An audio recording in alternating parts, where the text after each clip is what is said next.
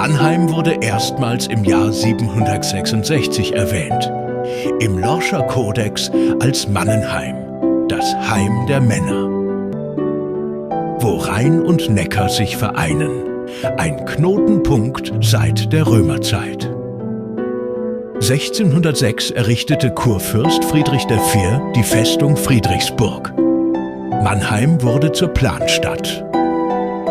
Nur ein Jahr später, 1607, erhielt Mannheim das Stadtrecht. 1720 verlegte Kurfürst Karl Philipp seine Residenz nach Mannheim. Die Stadt wurde zur Residenzstadt. Und wusstest du das? Das erste Auto der Welt wurde in Mannheim erfunden.